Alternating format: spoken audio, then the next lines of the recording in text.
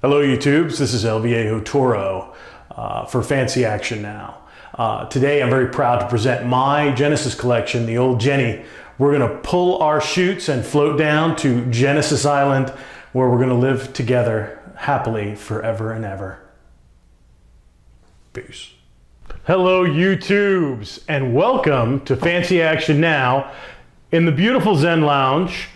During this holiday season, it's a little bit after New Year's Day. I think it's Saturday, January 2nd. So we're kicking off 2016 with the most classic system in my collection, which is the Sega Genesis. The mighty Sega Genesis, or as it's known in Europe and in the PAL regions as the Mega Drive, which I like just as well as the Genesis.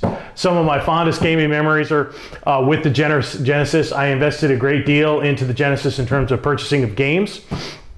So as you can see, it's a respectable collection. Is it a total collection? Not even close. But it has some very, very select classic titles that I would like to go through with all of you, the good, the bad, the ugly of the Sega Genesis in my experience with it. And this is probably going to be a multi-video series because there's just so much to talk about, so much to cover. My first turbo controller was the Sega Genesis. My first apartment, and I hate to admit it, but my first apartment, my system was the Sega Genesis. Some of my fondest gaming memories, Sega Genesis. My very first experience with the Sega Genesis, which made me want to purchase it immediately, and I pretty much almost did. I had to come back and purchase it later, but was the kiosk at Toys R Us, okay?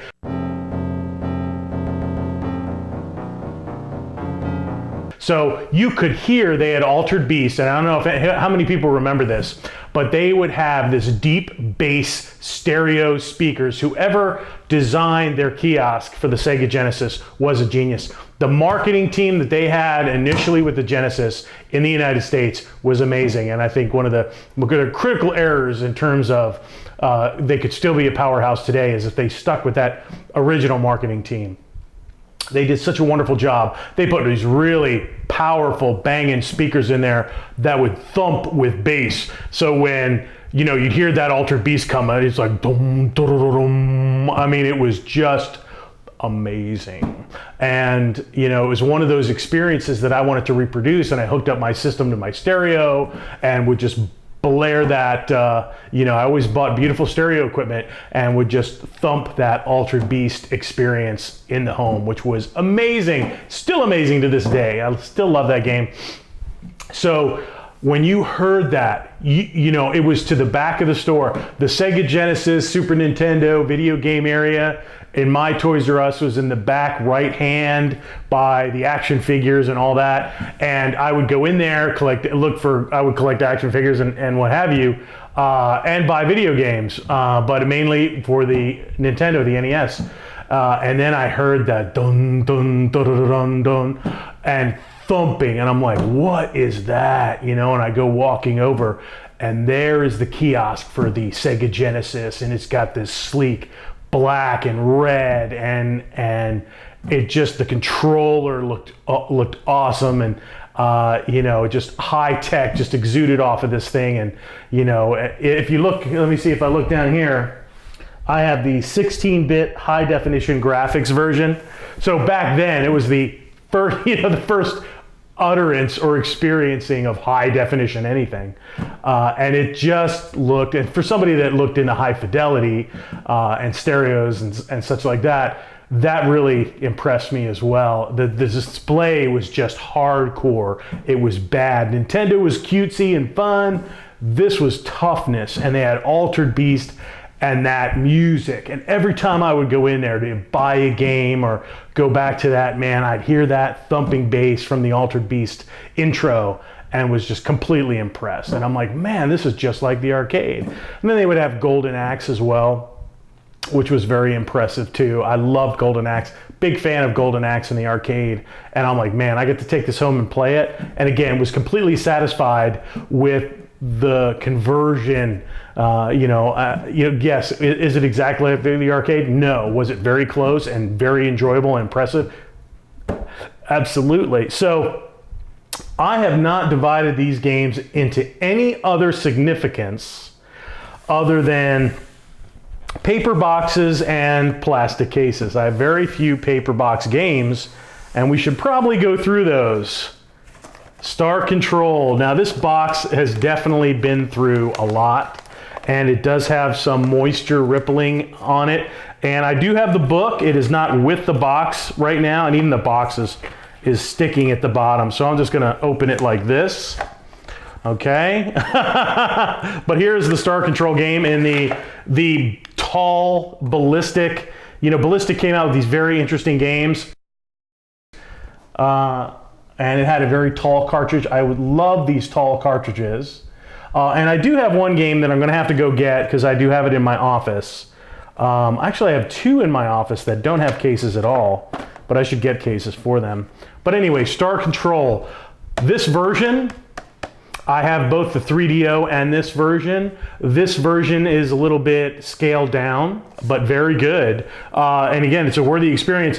What I did was I actually pulled out the 3DO version of this, popped it in just to look at it. I was considering doing a review of it, and I got sucked into playing it over a couple of days because it's just it is to this day such a good game. Rainbow planets and the hidden warps, and I mean, it's super, super cool. It's super, super cool. So totally recommend picking this up. Again, it's a paper box, so finding a decent copy is going to be a challenge. Populous.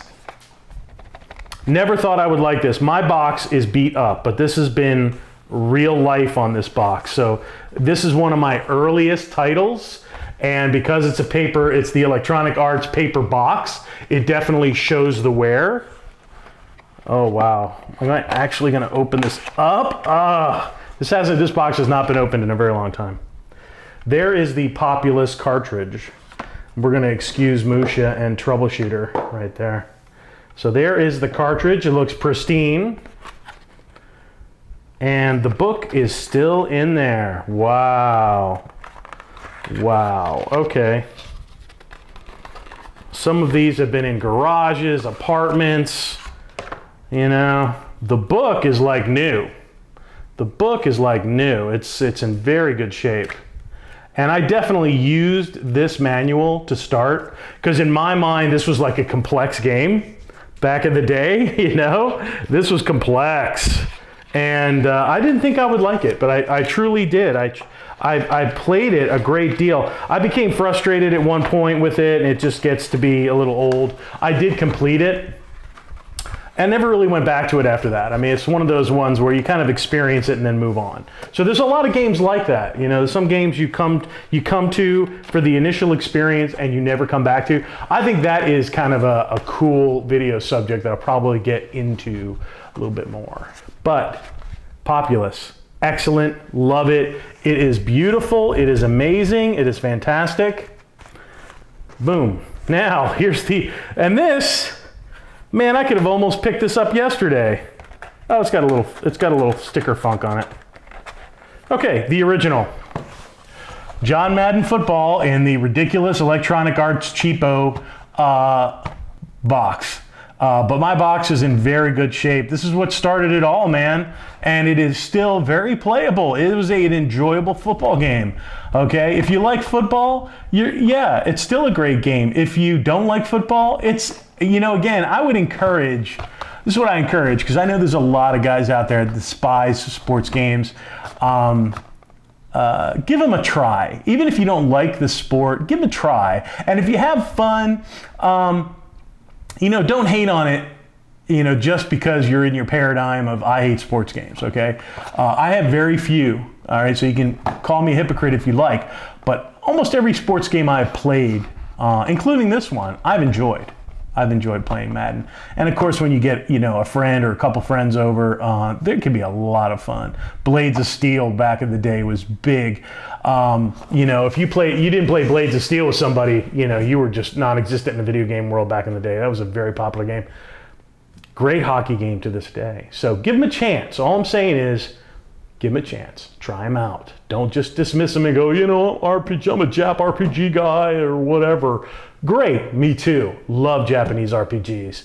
Back before it was even cool, back before anybody knew what the heck that was. You know, I was playing Super CDs on my TG16 with the CD head on, with the Super card. It was like underground, and you had to get the converter and, you know, all the rest of it.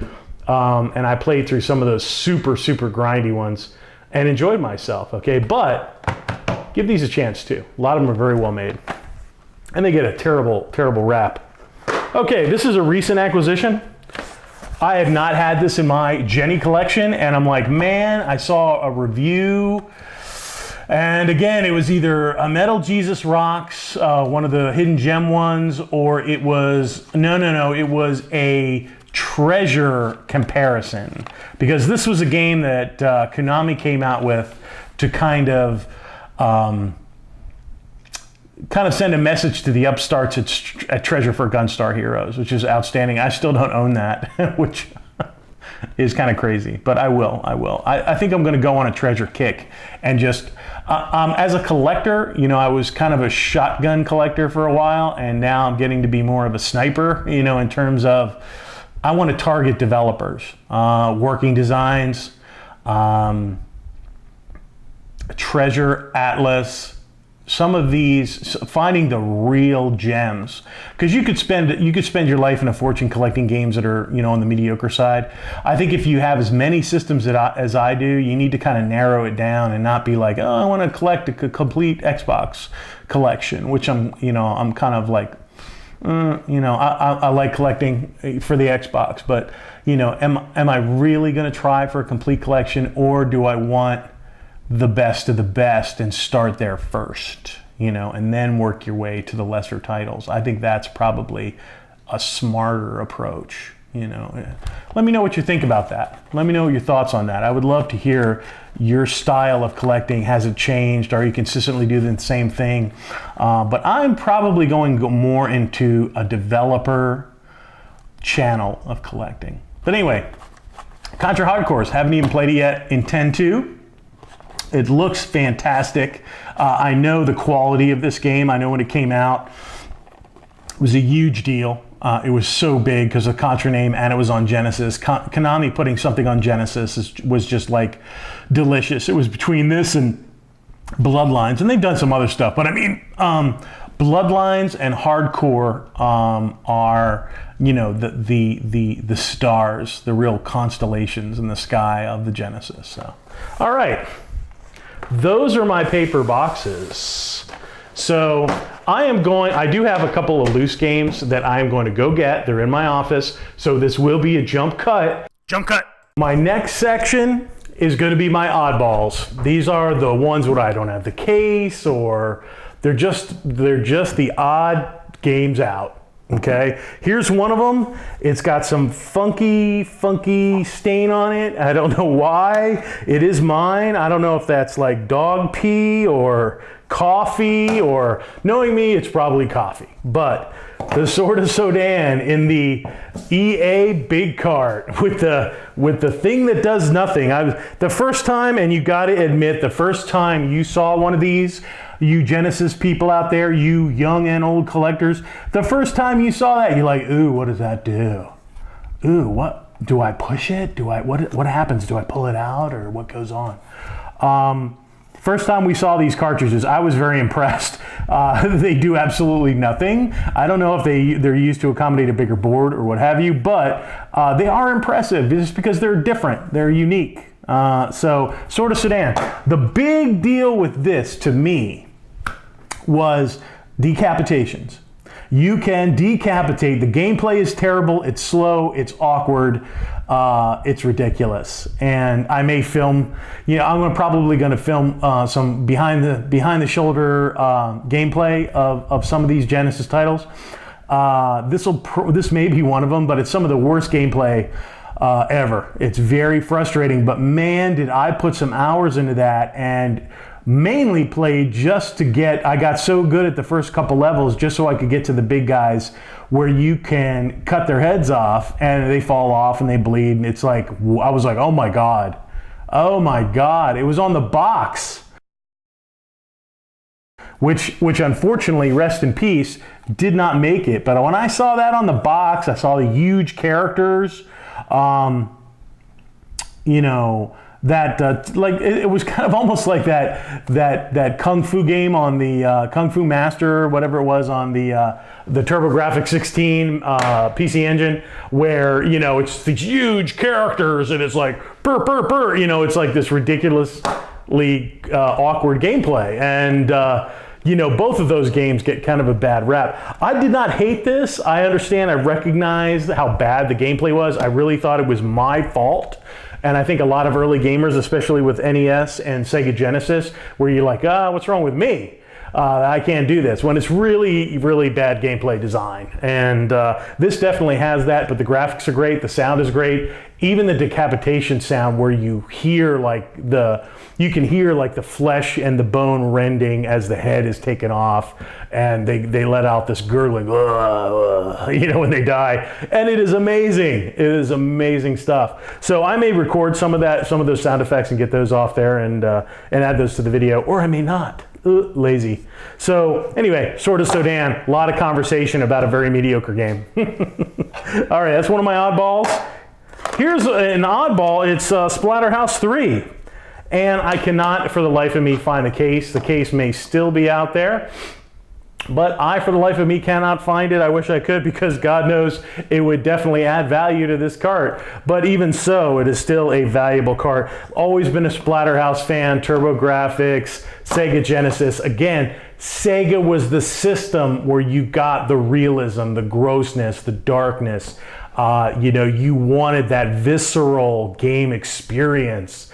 And Genesis was the place for it. That, you know, there were some elements of that on like the Super Nintendo, but honestly, if you were hardcore, if you were a heavy metal guy, you really kind of steered toward the Genesis, right? Me and the fellas, it was always about Sega Genesis over Super Nintendo. Yeah, there were some Super Nintendo fanboys, whatever, but you know, my crowd, Genesis. Anyway. Speaking of hardcore visceral gameplay, here's Michael Jackson Moonwalker cart. And again, I do not have the, I cannot find the case, I cannot find the book, but I bought it, or I think it was gifted to me. I don't think I actually bought this one. Somebody gifted this to me. But I played it. You know, it's okay. It's not bad. It's unique. You know, the zombies dancing and all that stuff is kind of cool. You know, I'm a Michael Jackson fan, and I'm not, you know, I'm not embarrassed to say so. I mean, his music was excellent. You know, he was a big deal back in the day, you know, with I remember, here you go again. How old are you, buddy? I'm not going to say, but I remember girls walking around my high school carrying the Thriller album with them because they were such fans of that album. And I'm talking the LP. Anyway, okay, let's move on. Okay, here we go. This is my only repro cart that I own, period. This is the only repro cart that I own at all. I got this at Retropalooza 2 years ago, and I think I paid too much. It's in kind of a beat up case, but it's the Dark Sonic, oh God, I don't know, Sonic's Nightmare, right? Sonic's Nightmare. And I had heard a little bit about that, and I was curious to understand the whole repro scene and what that was about and how it looked. And, you know, I was impressed with the fit and the finish. You don't get a book or anything. You just get the case and a cart. But it's obviously a reclaimed case, and it's a reclaimed cart. But all in all, it's not bad. You know, and it's glitchy too. You play it, and it plays for so long, and it crashes, and it is what it is. But it's just fun, you know. And I paid like, oh my God, I paid 30 or 40 bucks for it, which is way too much. I would not pay that again. But anyway, I'm glad to have a repro cart, at least one, in my collection, and this is the one. The only one. Wow. Okay, so we went through my paper boxes and my odd games out. So that may be a cut and a section. Subscribe or get beat up by a girl.